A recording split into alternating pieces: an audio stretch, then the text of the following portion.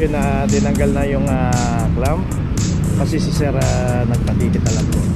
So yun, pinipirmahan na yung OBR doon.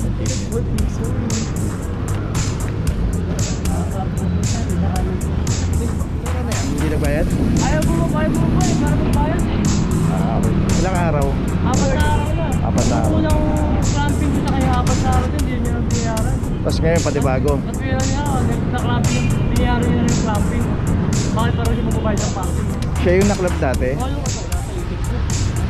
Kakaisip ko lang ngayon. Na kung saan pwede tayo magparada. Ngayon po, 2023 na, sumunod po tayo sa batas trapiko. Huwag po tayo maging pasaway. Yun lang po, salamat.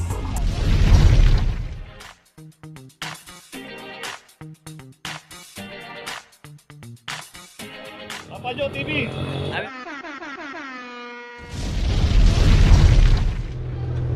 Okay, location natin Jaime de la Rosa, corner de Los Santos Street. Dito isang Toyota Hilux 2315.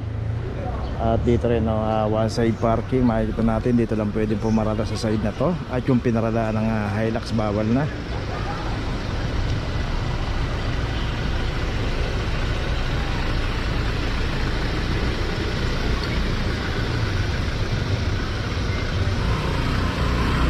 Okay, saka yung isang Jaime de Los Santos Street, Jaime de la Rosa. At saka yung isang Toyota Vios. Jaime de la Rosa, Pops. At yung Vios dito, ito may club na 2352. So yan, pagka dinaretso po natin yan, palabas na po ng Loyola Street yan.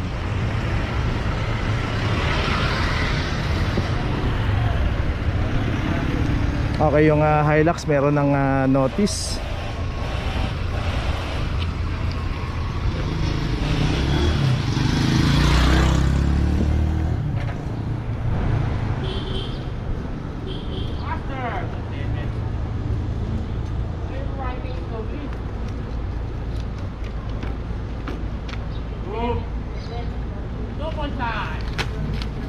Okay, may notice na.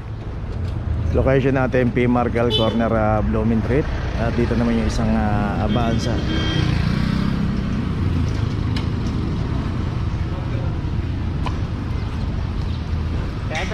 $2370.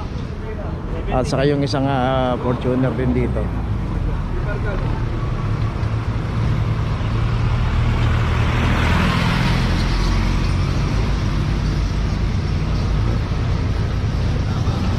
Nakita natin yung pagkakaparadar ng Fortuner. Nakatiglog pa yung kanyang side mirror.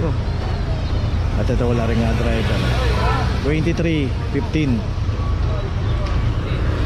So dalawang sasakyan yung naklab dito. So ganun talaga pagka inabutan po tayo ng operation, ng clamping operation, at naka-obstruct pa rin yung ating mga sasakyan. At dito pa sa kahabaan ng Mabuhay Lane kung saan dumadaan ng clamping. So alam naman nila yan. Alam naman nilang dinadaanan to, kaso talagang sadyang akala nila makakalusot dahil okay, yung Fortuner makikita natin ito, merong gas gas yan. Pero yan hindi na sa clamping yan. Matagal po gas gas yung kanyang mags. So parehas na may notice, Fortuner sa Avanza. Tuloy na po tayo. Location natin P. Margal corner Quintos. Dito na may isang expander. Club number 002. At dito rin sa kahabaan ng P. Margal, Mabuhay Lane at clamping zone. At dito random po yung operation ng clamping. At sino yung madadatnan dito, butan dito, walang driver, naka-obstruct pa rin sa mga Mabuhay Lane, automatic na po yan. Dito hindi po tinatawag yung may-ari ng sasakyan o yung driver, at wala pong 5 minutes rules na inaantay dito. Basta dito inabutan po yan, automatic na po yan. Okay, ito may notice na yung expander. Patikit ka na lang?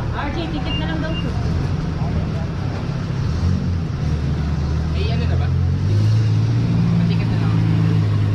Gusto ni Sir patikit. Nakarating naman siya.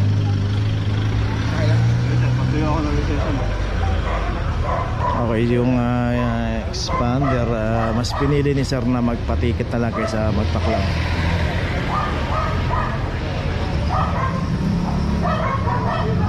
So yung kinukuha na yung lisensya at saka yung ORCR. Okay na, tinanggal na yung clamp kasi si sir nagpatikit na lang po. So ganun po talaga ang proseso. Pagka nagpatikit na po yung may-ari ng sasakyan, mas pinili niya yon. So ang magiging option doon ay titikitan na lang. Ngayon kung pipiliin niya na magpa-clamp, hindi po siya titikitan. So yun, meron pong ano yan, meron pong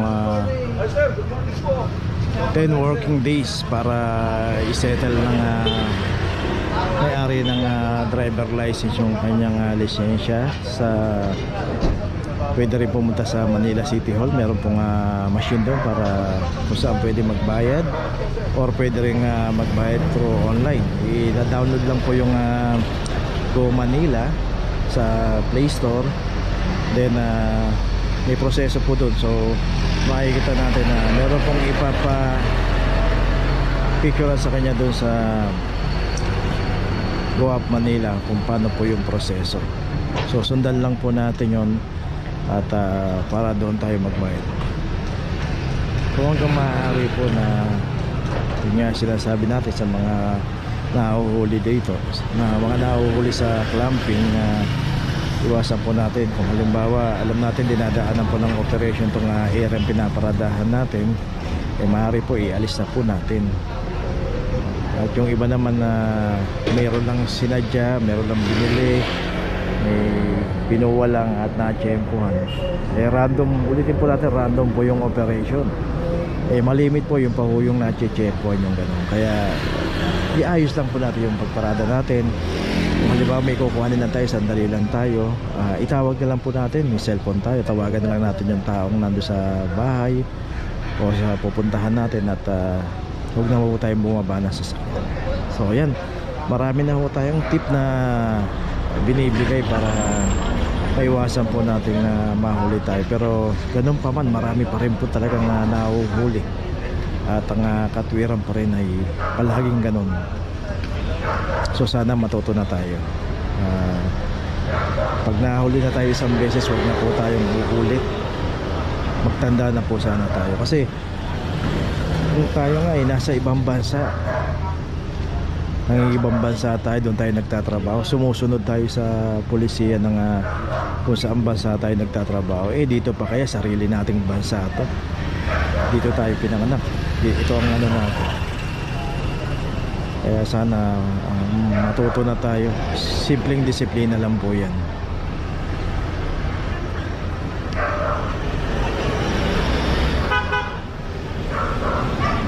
So yung ORCR, hinihingi lang po yan para ilagay lang po yung mga detalye doon sa OBR, at pagkatapos po niyan ibabalik din po sa may-ari yung ORCR, at saka yung lisensya hindi na po kinukumpis, kaya ibabalik din po sa may-ari yan, dahil nga po doon sa pinapatupad na one ticketing system ng LTO, kasama na po ang MMDA at mga LGU, na hindi na po kinukumpis kayong driver license, at babayaran na lang po yan through online. Pero wag po nating pababayaan na hindi yan matubos, kasi kahit online dapat tubusin natin sa taktang araw, kasi meron pong penalty yan pagka hindi po natin natubos. At the same time, ganun din po, pagka napabayaan po natin yan, magkakaroon po ng alarma o hits doon sa ating lisensya. Maaabala tayo ng gusto pagka hindi natin tinubos kagad. So yun, pinipirmahan na yung OBR doon, yung ticket. So kasama na po yung explanation doon para kung paano yung gagawin niya. So yun na, sumunod lang tayo sa pulisiya. 10 working days po sa pwede rin po tayo mag-walking sa city of tayo. Okay, so yun, tuloy na po tayo. Tinanggal po yung clamp pero tinikitan siya. Okay, location natin, Dapitan, corner Rosarito Street, at ito sa MG ang nakaparada rito. Dito nga yung pinaradaan din ng MJ, nakita natin. Guhit yan, tawiran, pedestrian, pero nakita natin nabura lang yung linya. At ito, meron isang eskwelahan dito, UST, Dapitang Gate, kung saan nakaparada itong isang MJ. Club number 2375.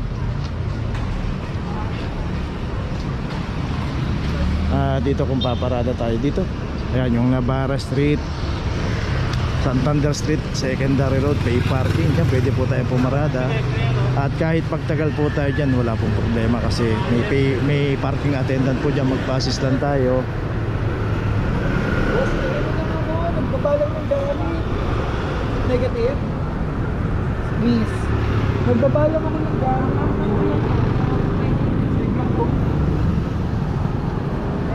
Kabababa ako ng gamit eh. Ininiwala sa'yo. Ako po nag-vote miso eh. Salamat. So yun, wala naman po problemang magbaba ng gamit, lalo na kung matatagalan tayo. Dapat may maiwan doon sa sasakyan. At pagkatapos may ayusin pa tayo sa loob, parada po tayo sa mga secondary road. Yun lang naman po yung parado para hindi tayo mahuli. Pero kung iiwanan po natin totally yan at naabutan po ng clamping operation, yun lang po. Okay, tuloy na po tayo. Okay, dito pa rin tayo sa Dapitang, corner Santander Street. At dito may isang Montero, ang naklamp dito 2371. At dito nga maraming mga kainan. May dimsum, may coffee shop, may mga milk tea. Pero pag dito po tayo inabot, matik na po yan, meron na rin pong notice yan. Yun, may signage pa, no parking, clamping zone, mabuhay lane. Okay, tuloy na po tayo. Okay, dito ngayon tayo sa Santander Street, corner ng Dapitan. Ito yung pay parking. At ito yung parking attendant. Sir, ano yan? Hindi nagbayad?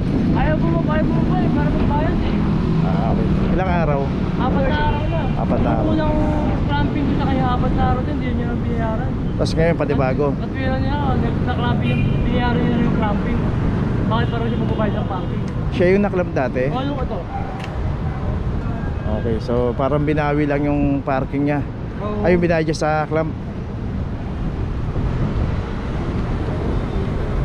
Kaya siya na-clamping na kanya. So ito yung naklamp, di nagbayad. Tapos tumubo siya ng clamp. Ngayon hindi na naman daw nagbayad ng 4 na araw. Ang katwiran yung bayad sa parking, binayad niya na sa clamp. Pwede pala yun. Ito, naklamp ulit 23, 24. Pwede naman yun kung di kayo magbabayad ng parking. Kasi dito, lahat ng nakaparada rito nagbabayad. So, unfair yung pagka hindi natin binayaran yan. Kung ang ikakatwiran niya,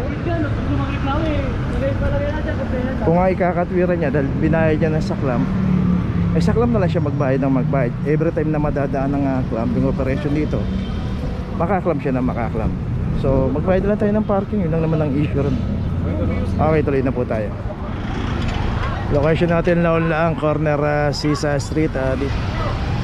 Dito na may isang Toyota Hilux.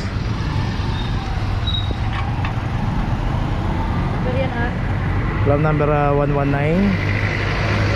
Dito rin sa kahabaan ng Laon-Laan. Dito random po yung operation. Kung sino po yung abutan at walang driver, matic na po yan. Kaya iayos na po natin yung ating mga sasakyan bago natin iparada. Lagay po natin sa mga hindi mabuhay lane. Safe na po natin kasi pagka inabutan po yan, abala po yan. Tutubusin pa po natin sa impounding office yan. Okay, ito meron ng notice. Ayun, si sir dumating pero siya pero hindi na siya umaga.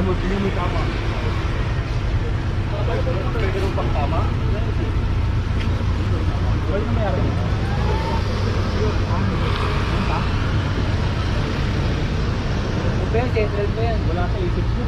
Sabi ko na, kakaisip ko lang ngayon. Hindi pa ako bumaba. Okay, nawala raw sa isip na sir pero ngayon nasa isip niya na.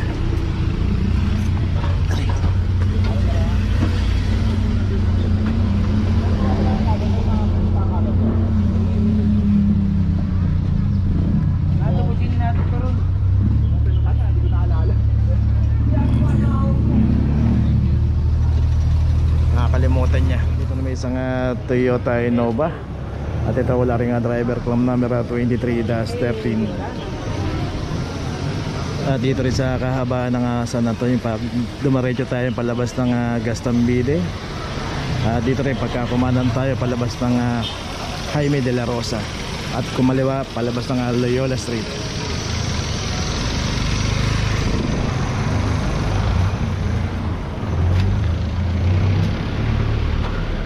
Okay, ito may notice na rin. Tuloy na po tayo.